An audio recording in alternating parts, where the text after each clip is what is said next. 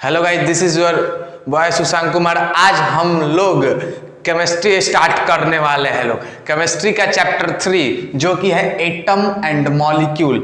Atoms and molecule start करने वाले हैं लोग।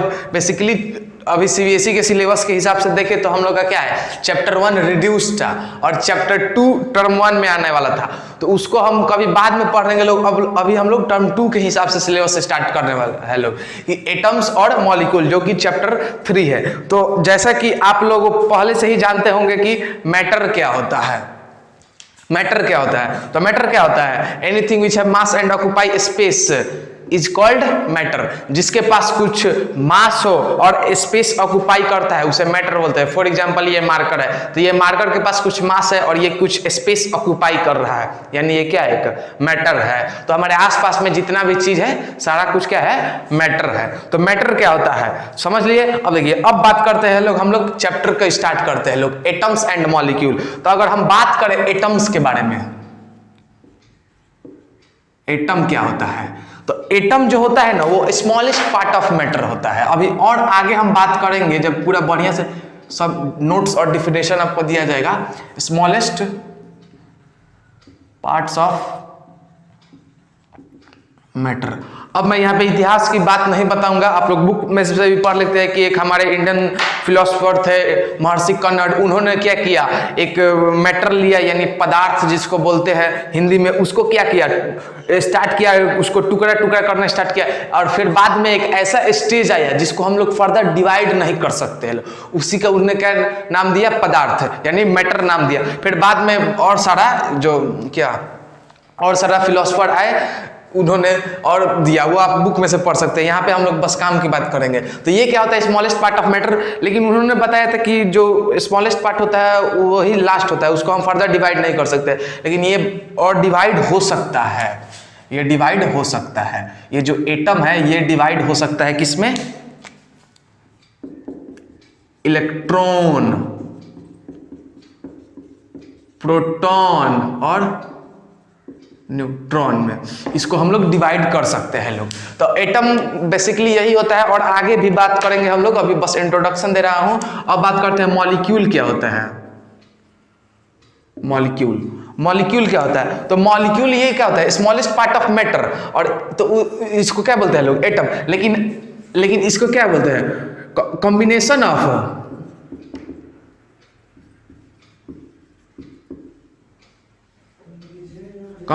ऑफ टू और मोर एटम्स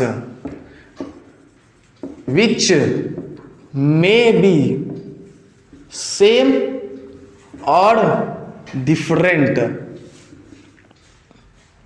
इसी को बोलते हैं लोग मॉलिक्यूल। इसके बारे में भी अभी आगे बात करेंगे लोग, इसका भी इंट्रोडक्शन दिया है। जब दो एटम कंबाइन हो जाता है और उसी को सपोज दैट ये एटम है और ये एटम है और ये कंबाइन होकर O2 बना देगा, तो ये क्या है, मॉलिक्यूल है। तो या तो वो मॉलिक्यूल जो रहेगा एटम उसमें सेम रहेगा, जैसे ऑक्सीजन का भी है, ऑक्सीजन है सेम रहेगा, या तो डिफरेंट रहेगा, जैसे H और +2 मिलेगा तो क्या बनेगा, H2O। ये भी क्या है, एक मॉलिक्यूल है, वाटर का मॉलिक्यूल। तो समझ में आया एटम किसे कहते हैं और मॉलिक्यूल कर सकते हैं। अब देखिए, अब स्टार्ट होता है चैप्टर 3 केमिस्ट्री का हम लोग का। ये तो बस इंट्रोडक्शन था। अब हम लोग पढ़ रहे हैं लोग क्या, एटम एंड मॉलिक्यूल पढ़ रहे लोग चैप्टर 3। अब ये तो केमिस्ट्री में ही आता है, फिजिक्स में तो आता नहीं है। तो केमिस्ट्री का मतलब ही होता है क्या, कि उसमें कुछ ना कुछ क्या एक्सपेरिमेंट होते रहेगा, यानी केमिकल रिएक्शन होते रहेगा। केमिस्ट्री में हम लोग क्या करते हैं लोग, बहुत सारा केमिकल रिएक्शन करते हैं लोग। तो केमिकल रिएक्शन होता है तो वो ऐसे ही थोड़े केमिकल रिएक्शन हो जाता होगा, कुछ ना कुछ लॉ को फॉलो करता होगा। तो वैसे ही 9th क्लास में हम लोग को एनसीईआरटी के हिसाब से अगर जाएंगे तो 2 लॉ पढ़ना है। एक जब केमिकल रिएक्शन होगा तो 2 लॉ पढ़ना है, एक लॉ ऑफ कंजर्वेशन ऑफ मास होता है, एक लॉ ऑफ कांस्टेंट प्रोपोर्शन या डेफिनिट प्रोपोर्शन बोला जाता है उसको। तो चलिए पढ़ते हैं, क्या हेडिंग डाल लीजिए,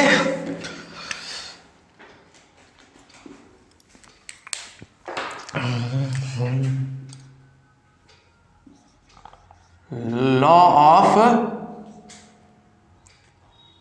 chemical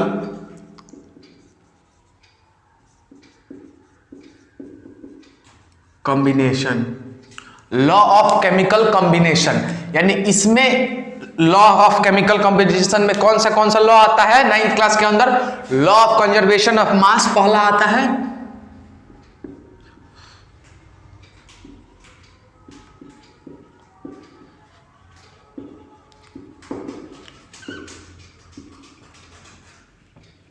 law of conservation of mass, और दूसरा आता है लॉ ऑफ कांस्टेंट प्रोपोर्शन या डेफिनाइट प्रोपोर्शन भी उसे बोला जाता है।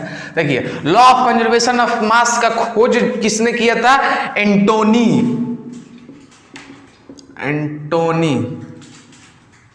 लेवाइजर। एंटोनी लेवाइजर ने इसका खोज किया था। तो बेसिकली ये लॉ कहता क्या है? लॉ ये देखिए क्या कहता है, मान लीजिए कोई भी सब्सटेंस है, उसको अगर हम कोई भी केमिकल रिएक्शन करते हैं कोई भी दो सब्सटेंस को लेकर, तो वो जो केमिकल रिएक्शन का पहले का जो मास रहेगा और जो केमिकल रिएक्शन का जो बाद का मास रहेगा वो दोनों सेम रहेगा। जैसे law of conservation of momentum में क्या आता था? Initial momentum of a system is always equal to final momentum of the system. Same यहाँ पे भी है, जो पहले का मास रहेगा रिएक्शन से पहले वो इक्वल रहेगा किसका? रिएक्शन के बाद वाला मास के भी इक्वल रहेगा। तो मान लीजिए सपोज दैट कोई देखिए है, मान लीजिए ए और प्लस बी कोई दो सब्सटेंस को हम रिएक्ट किए, तो जो रिएक्ट किया जाता है ना उसे क्या बोलते हैं हम लोग? Reactant.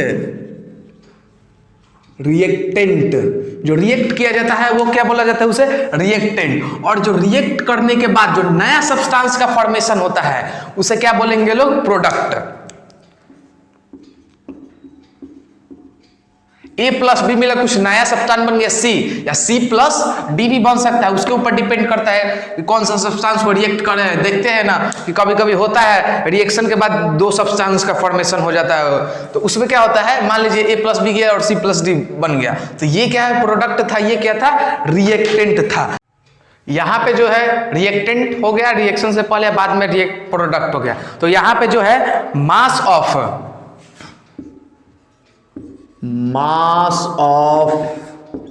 reactant is always equal to mass of product. Mass of reactant is always equal to mass of product हो जाता है, यानी जो रिएक्शन का मास, जो रिएक्टेंट का मास है उसी के इक्वल टू क्या होगा? प्रोडक्ट का मास हो जाएगा। इसको स्टार मार्क लगा दीजिए। अब देखिए मान लीजिए सपोज फॉर एग्जांपल N2। अब देखिए ये चैप्टर पढ़ रहे हैं तो आपको 1 से लेकर 20 तक एटॉमिक नंबर और एटॉमिक मास याद होना चाहिए। समझ में आया? 1 से लेकर 20 तक एटॉमिक मास और एटॉमिक नंबर याद होना चाहिए। N2 प्लस 3H2 को अगर हम रिएक्ट करते हैं तो क्या देता है? 2NH3 देता है। अब ये N2 3H2 2N ये सब 10th में पढ़ना है। जब बैलेंसिंग हम लोग पढ़ेंगे तो बैलेंसिंग अभी पढ़ना है। मान लीजिए कोई दो सब्सटेंस को रिएक्ट किया और ये दिया, तो इसका मास देखिए कैसे प्रूव होता है। मान लीजिए N2 नाइट्रोजन है, नाइट्रोजन का एटॉमिक नंबर होता है 7 और एटॉमिक मास होता है 14। तो मास लेंगे तो 14, यानी 14 और कितना नाइट्रोजन है? 2, तो 2 प्लस 3 हो गया, 3 है। और H है, हाइड्रोजन का एटॉमिक मास होता है 1 और हाइड्रोजन कितना है? 2। हाइड्रोजन कितना है जी? हाइड्रोजन कितना है? देखिए सबसे पहले हाइड्रोजन है तो हाइड्रोजन का होता है 2 है, तो हाइड्रोजन का 2 हो गया, 1 का 1 और 2 का 2, तो 2 हो गया एटॉमिक मास। तो 2 और इनटू हाइड्रोजन कितना है? 2 है। हाइड्रोजन 2 है। हाइड्रोजन कितना है? 2 है तो 2 लिख दिए, लेकिन 3 से भी तो ये मल्टीप्लाई है 3 से, तो ये हो गया 3, ये हो गया 3। अब ये क्या हुआ? अब देखिए 2, ये देखिए 2N यानी 2N और प्लस H3, इसमें इसमें मॉलिक्यूल है, एगो नाइट्रोजन है एगो हाइड्रोजन है, तो 2 हो गया। 2 इंटू नाइट्रोजन का कितना होता है? 14 7 एटॉमिक मास होता है और 14, और ये क्या हो गया फिर? प्लस 2 इंटू हाइड्रोजन, एक हाइड्रोजन का 1 होता है तो 3 हाइड्रोजन का 3 होगा, क्योंकि इससे भी 2 से मल्टीप्लाई करेंगे, इससे भी 2 से मल्टीप्लाई करेंगे ना। तो देखिए ये क्या हुआ? 28 प्लस 6, ये क्या हुआ? 28 प्लस 6, यानी ये हो गया 34 ग्राम और ये हो गया 34 ग्राम, यानी ये हो गया आपका रिएक्टेंट और ये हो गया आपका प्रोडक्ट। अब ज्यादा दिमाग ना लगाना है कि ये कैसे हुआ क्या हुआ। अब दो देखिए, दो नाइट्रोजन है, दो नाइट्रोजन है तो इसमें 14 होता है एक का, तो दो का इतना हो जाएगा, और प्लस इसमें 3H2 है तो एक हाइड्रोजन का एक होता है तो दो का दो होगा, और फिर 3 से भी तो ये 3 से मल्टीप्लाई है तो 3 हो गया, और फिर ये क्या होता है नाइट्रोजन एक नाइट्रोजन का एक 14, और फिर ये 2 से मल्टीप्लाई फिर इसमें प्लस, क्योंकि एक और आ गया एटम आपका, तो H एक हाइड्रोजन का एक होता है तो 3 हाइड्रोजन का 3 होगा, लेकिन फिर इससे भी तो ये 2 मल्टीप्लाई है तो ये करेंगे तो क्या आया 34 ग्राम, यानी mass of reactant is equal to mass of product. ये मैंने आपको प्रूव करके दिया। अब देखिए, अब इसका स्टेटमेंट लिखते हैं। स्टेटमेंट क्या है, स्टेटमेंट यहां पे लिख दे रहा है। एग्जाम में लिखना क्या है, अगर what is law of conservation of mass आ गया तो देखिए क्या लिखेगा, according to this law in a chemical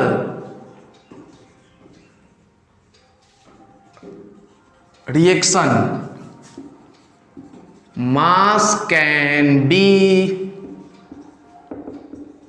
neither created or nor destroyed। मतलब it means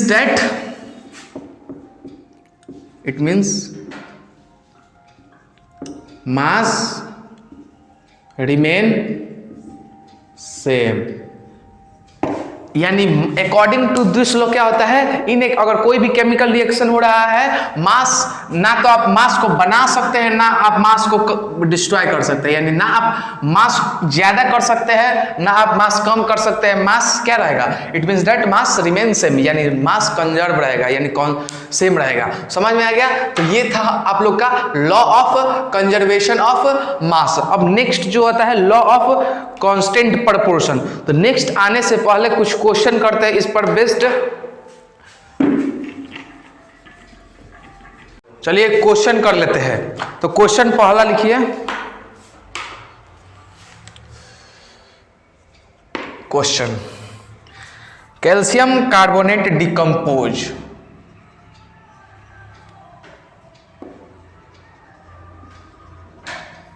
calcium carbonate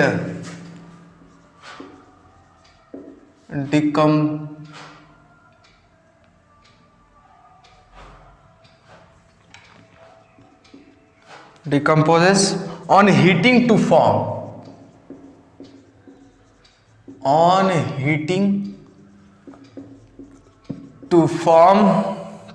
calcium oxide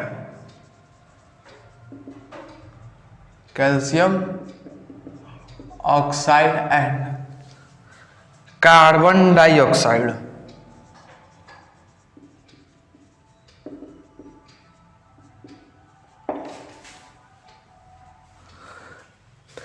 When 10 gram of calcium carbonate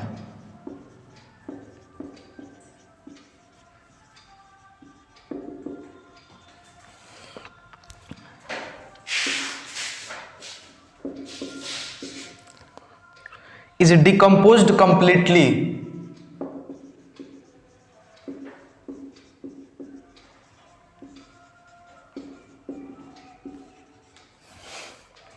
then 5.6 gram of calcium oxide is formed।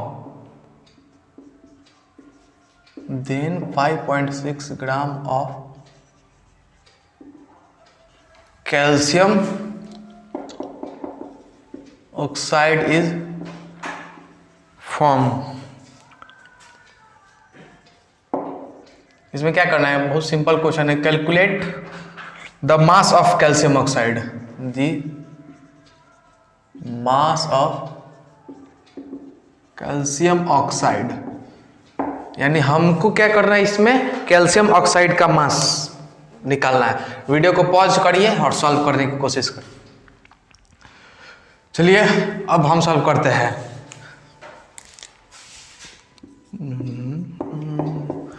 Calcium carbonate decompose on heating to form calcium oxide and calcium carbonate, यानी calcium carbonate calcium carbonate को क्या heat किया जा रहा है, तो क्या form हो रहा है, calcium oxide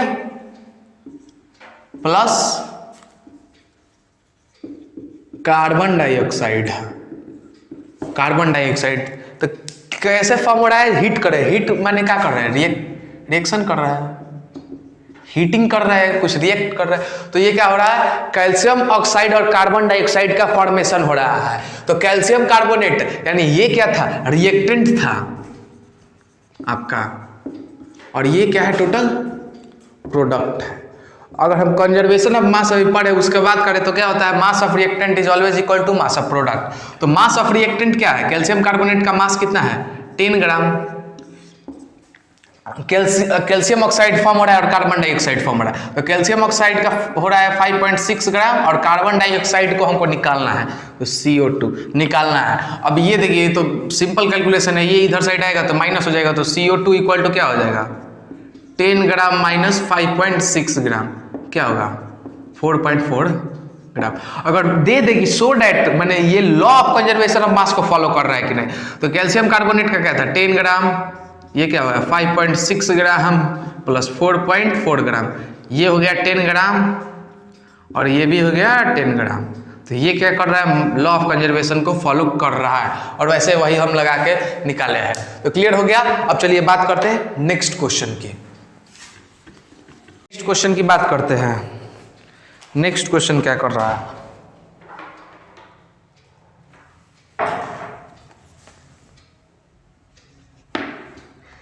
in a reaction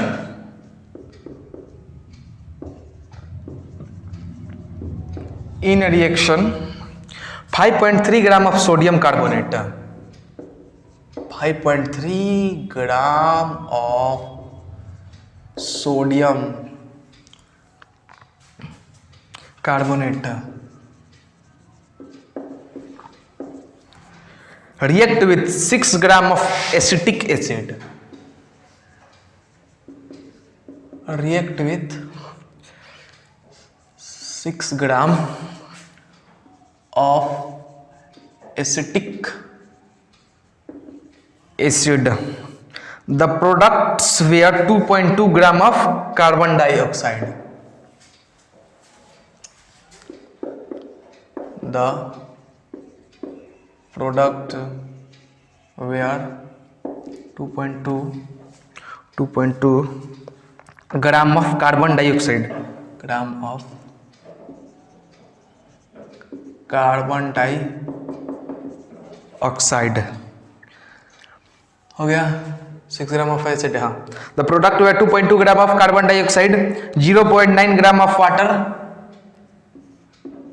0.9 gram of water and 8.2 gram of sodium acetic, and 8.2 gram of sodium acetate,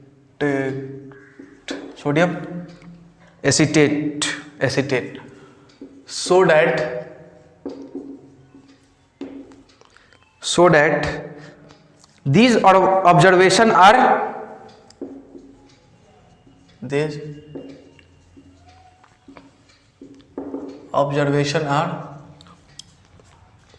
in agreement with law of conservation of mass, in agreement with law of conservation of मास। देखिए video solve रोकिए और solve करिए। चलिए क्या बोला है, in a chemical reaction, in a reaction 5.3 gram of sodium carbonate, 5.3 gram of sodium carbonate react with 6 gram of acetic acid. The product were 2.2 gram of carbon dioxide and 0.9 gram of water and 8.2 gram of sodium acetate. So that this observation agreement with law of conservation of mass. देखिए ये इसमें बस prove करना है। Prove क्या करना है? देखिए एक रिएक्शन में जिसमें क्या है सोडियम कार्बोनेट, यानी sodium carbonate, sodium carbonate plus किसके साथ मिलाया जा रहा है? Acetic acid. तो इसको हम लोग रिएक्ट किए लोग तो क्या प्रोडक्ट के फॉर्म में आया? रिएक्शन किए लोग तो क्या आया? Carbon dioxide, water and sodium acetate, CO2 plus H2O plus sodium acetate. ये अब देखिए ये तो हो गया पूरा टोटल आपका क्या है? रिएक्शन, रिएक्टेंट, और ये हो गया आपका प्रोडक्ट। रिएक्टेंट और प्रोडक्ट, यानी इसका मास अगर इसका मास के बराबर आ गया तो ये लॉ फॉलो कर रहा है। अब सोडियम कार्बोनेट कितना था? 5.3 ग्राम। कितना ग्राम से रिएक्ट किया गया था? 6 ग्राम ऑफ एसिटिक एसिड, 6 ग्राम। तो फॉर्म क्या हुआ है? कितना ग्राम हुआ है? कार्बन डाइऑक्साइड 2.2 ग्राम और वाटर हुआ है 0.9 ग्राम और प्लस कितना हुआ है? सोडियम एसिटेट हुआ है 8.2 ग्राम।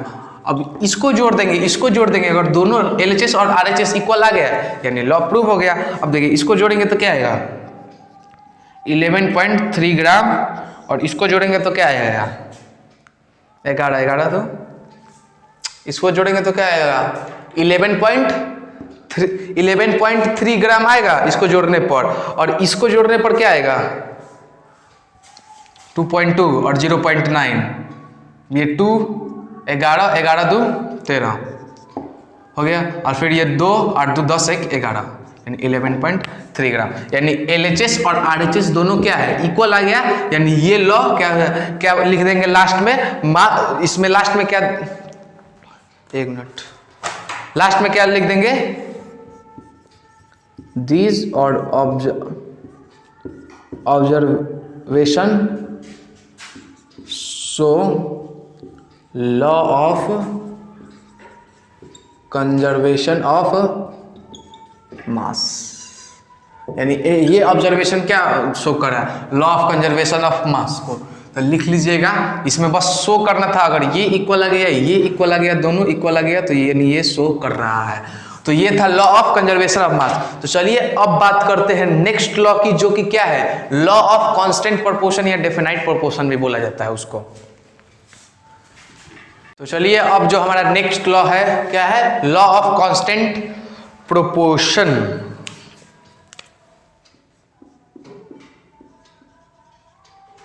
लॉ ऑफ कांस्टेंट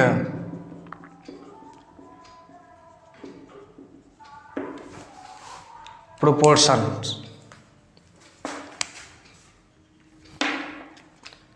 ये क्या करता है? पहला लॉ समझ लिया, दूसरा लॉ है ये। इसमें क्या होता है? यानी आप कंपाउंड पढ़े होंगे, जब दो से अधिक एलिमेंट मिल जाता है उसे कंपाउंड बोलते हैं लोग। तो जो कंपाउंड में जितना भी एलिमेंट का जो मास रहेगा वो फिक्स रहेगा। अगर कोई भी कंपाउंड है, सपोज दैट H2O वाटर, यानी वाटर है तो वाटर को आप किसी भी सोर्स से लाइए, या तो वाटर रेन वाटर रहेगा या टैप वाटर या लेक वाटर, कहीं से भी वाटर लाइए, कहीं से भी वाटर लाइए, आप कहीं से भी वाटर लाइए, किसी भी सोर्स से लाइए, नाली का पानी लाइए, जहां से पानी लाना है लेकर आइए, लेकिन इसका H2O का जो कंपोनेंट है ना, ईच कंपोनेंट, उसका जो रेशियो होगा ना बाय मास, वो फिक्स्ड रहेगा। यही कहता है। मान लीजिए हाइड्रोजन का 2 एटम है और ऑक्सीजन का 1, तो हाइड्रोजन का 2 एटम है तो ये हो गया 2, और ऑक्सीजन क्या हो गया? ऑक्सीजन का कितना होता है? 16। तो रेशियो में अगर इसको कन्वर्ट करेंगे तो 2:6 हो जाएगा, यानी काटेंगे तो क्या आया? 1:8, यानी 1:8। यानी किसी भी सोर्स से आप लेकर आइए H2O को, उसका बाय मास क्या रहेगा? 1:8, यानी 1 ग्राम हाइड्रोजन रहेगा और उसमें क्या रहेगा? 1 ग्राम हाइड्रोजन और 8 ग्राम ऑक्सीजन को अगर मिलाएंगे, 1 ग्राम हाइड्रोजन और 8 ग्राम ऑक्सीजन को मिलाएंगे तो वाटर का फॉर्म हो जाएगा। मान लीजिए अगर 1 ग्राम हाइड्रोजन मिला रहा है और 16 ग्राम ऑक्सीजन मिला रहा है तो वाटर का फॉर्मेशन ना होगा, कुछ और फॉर्म हो जाएगा, लेकिन उसके लिए 8 ही ग्राम लेगा ऑक्सीजन, 8 ही ग्राम लेगा, बाकी 8 ग्राम ऑक्सीजन हवा में छोड़ देगा, यानी सांस लीजिए आप लोग। तो यानी अगर 0.5 ग्राम, तो यानी अगर 16 ग्राम ऑक्सीजन रख रहे हैं तो इसमें क्या होगा, 2 ग्राम हाइड्रोजन रखना पड़ेगा, तो ही वाटर का फॉर्म होगा H2O। और फिर अगर 0.5 ग्राम रख रहा है हाइड्रोजन तो उसके लिए 4 ग्राम रखना पड़ेगा ऑक्सीजन, तो ही वाटर का फॉर्म होगा। यानी हमेशा 1:8 में पाया जाएगा उसका कंपोनेंट, यानी कंपोनेंट का हाइड्रोजन और ऑक्सीजन, यानी किस 1:8, यानी 1 ग्राम हाइड्रोजन के लिए 8 ग्राम ऑक्सीजन होना जरूरी है। चाहे आप कार्बन डाइऑक्साइड को ले लीजिए, उसका भी कंपोनेंट तोड़िएगा तो CO2 यानी CO2, यानी दोनों को अगर CO2 यानी दोनों को अगर तोड़ेंगे तो इसका क्या होता है 12 और इसका क्या होता है 16 यानी 32, यानी 4 और ये क्या होगा 8, इसका होता है कितना कार्बन का 14 और ये क्या होगा और ये 3, 4 से इसको कैंसिल करना 3, यानी हमेशा वो क्या रहेगा 3:8 में ही पाया जाएगा हमेशा। 3 ग्राम कार्बन लेंगे और 8 ग्राम ऑक्सीजन लेंगे तो क्या होगा CO2 का फॉर्म हो जाएगा। तो यानी किसी भी सोर्स से लाइए उसका कंपोनेंट हमेशा सेम रहेगा, यानी फिक्स्ड रहेगा, यानी कांस्टेंट रहेगा, इसीलिए नाम ही पड़ा है लॉ ऑफ कांस्टेंट प्रोपोर्शन। तो लिखिए इसका स्टेटमेंट लिखते हैं, क्या होता है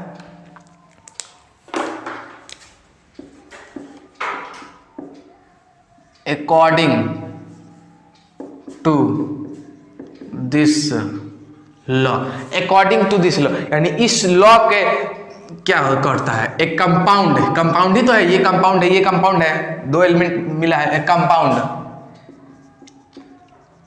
can be obtain from different source but the ratio of each component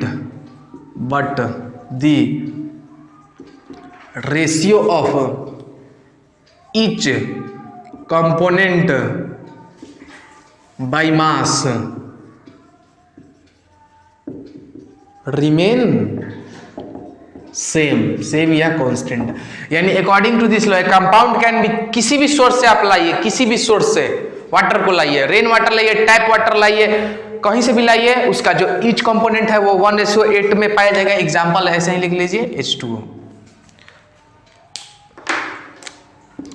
H2O यानी हाइड्रोजन रेशियो ऑक्सीजन हाइड्रोजन कितना है 2, ऑक्सीजन का क्या हो जाएगा 16। अब 2 और 16 क्या है, तो हम बोले हैं एटॉमिक नंबर और एटॉमिक मास आपको याद रहना चाहिए। एटॉमिक मास होता है 1 के लिए 1, तो 2 के लिए क्या होगा 2, हाइड्रोजन का। ऑक्सीजन का एटॉमिक नंबर होता है 8, लेकिन एटॉमिक मास होता है 16, तो 60 लिखे कट करेंगे तो 1:8 में हो जाएगा, यानी यह हमेशा 1:8 में पाया जाएगा। तो ये था law of constant proportion. Clear हो गया, फर्स्ट लॉ पढ़ लिए, सेकंड लॉ पढ़ लिए, अब चलिए इस पर बेस्ड कुछ न्यूमेरिकल कर लेते हैं। आई होप समझ में आ गया होगा आप लोग का दोनों law of conservation of mass और law of constant proportion. Easy था। अब देखिए लॉ ऑफ कांस्टेंट, जैसे कंजर्वेशन ऑफ मास पर न्यूमेरिकल सॉल्व किए थे वैसे ही इस पर कर लेते हैं। Question, in an experiment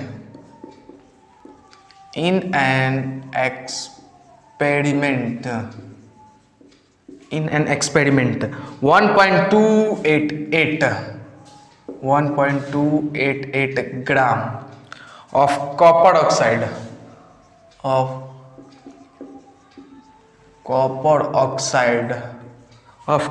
oxide was obtained from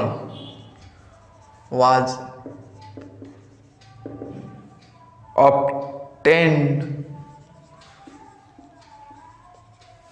from 1.03 gram of copper in another experiment in another experiment 3.672 gram 3.672 2 gram of copper oxide gave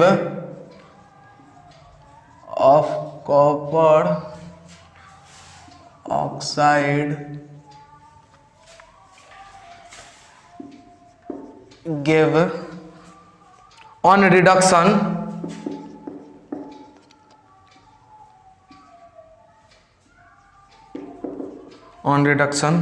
2.938 gram 2.938 gram of copper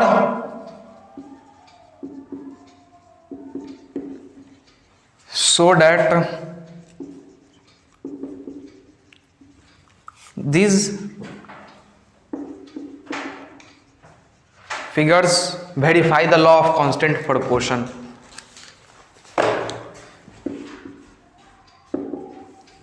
Verify the law of constant proportion. Solve, पहले video को pause करिए और खुद solve करने की कोशिश करिए।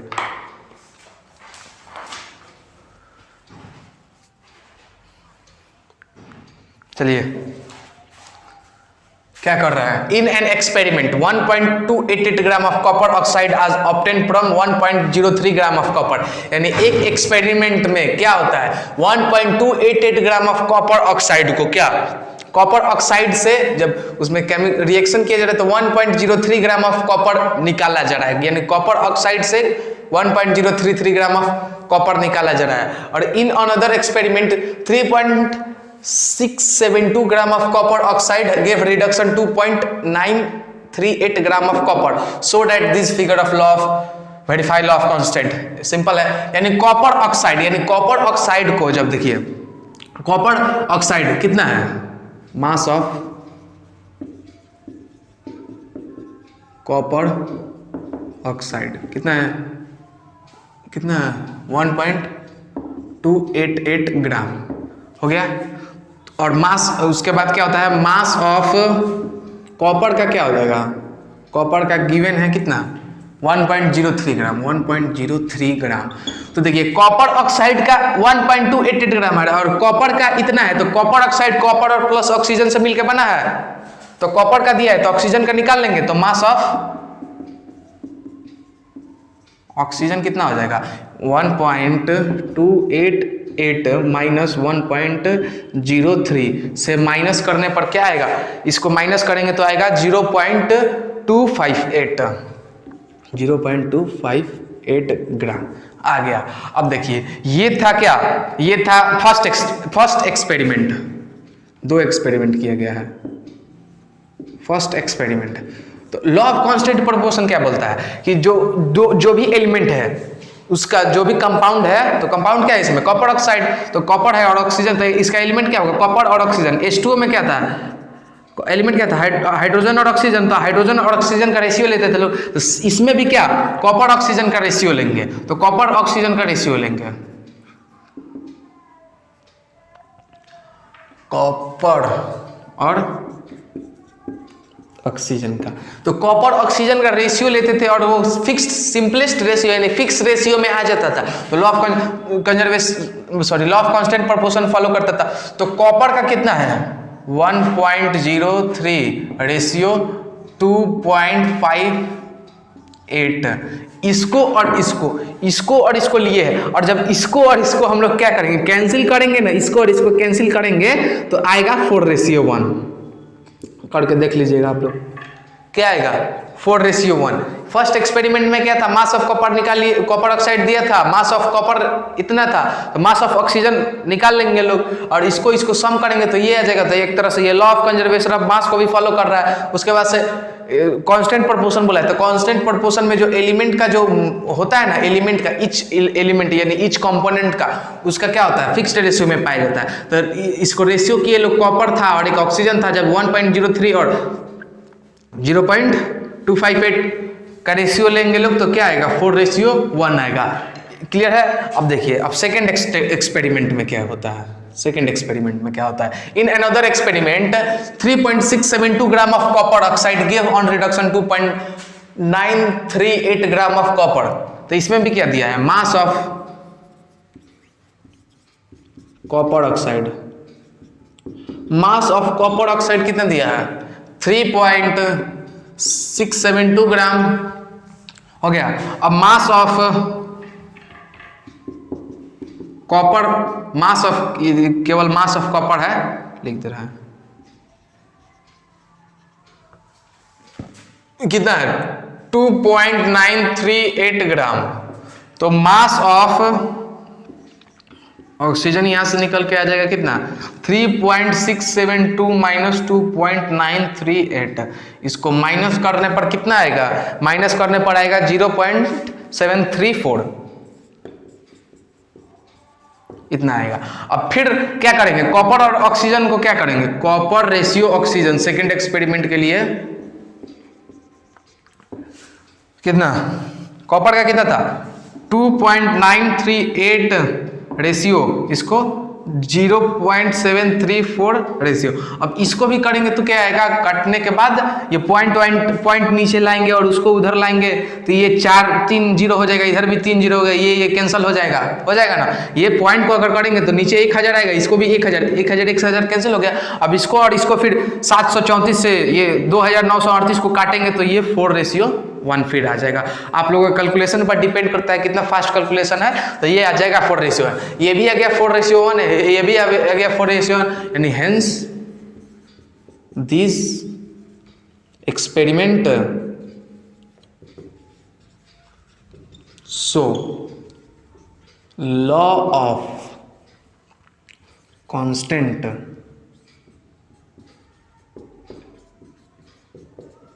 Proportion, यानी ये एक्सपेरिमेंट क्या कर रहा है, लॉ ऑफ कांस्टेंट प्रोपोर्शन को शो कर रहा है। तो आज हम लोग क्या पढ़े लोग एटम मॉलिक्यूल का इंट्रोडक्शन लिए लोग होता क्या है, और अभी आगे बात करेंगे लोग एटम मॉलिक्यूल के बारे में। फिर लॉ ऑफ केमिकल कॉम्बिनेशन पढ़ेंगे लोग, और जो लॉ ऑफ जो पढ़ रहे थे लोग ना, लॉ ऑफ कांस्टेंट, लेवाइजर दिया था law of conservation of mass, और प्राउस्ट दिए थे लॉ ऑफ कांस्टेंट प्रोपोर्शन। तो लॉ ऑफ केमिकल कॉम्बिनेशन पढ़े लोग, law of conservation of mass, law of conservation of law of constant proportion, ये दो पढ़ रहे लोग। तो ये जब पढ़ लिए लोग तो हम लोग का एक टॉपिक खत्म हो गया एनसीईआरटी का, लॉ ऑफ केमिकल कॉम्बिनेशन जो था, लॉ ऑफ केमिकल कॉम्बिनेशन, ये आपका टॉपिक क्लियर हो गया। न्यूमेरिकल भी मैंने 2 करा दिया, अपने बुक का सॉल्व करिएगा, इसी कंसेप्ट पर वो होगा न्यूमेरिकल। तो आज की वीडियो में बस इतना ही। नेक्स्ट वीडियो में हम लोग डाल्टन एटॉमिक थ्योरी और उसका लिमिटेशन के बात करेंगे लोग। तो आज के लिए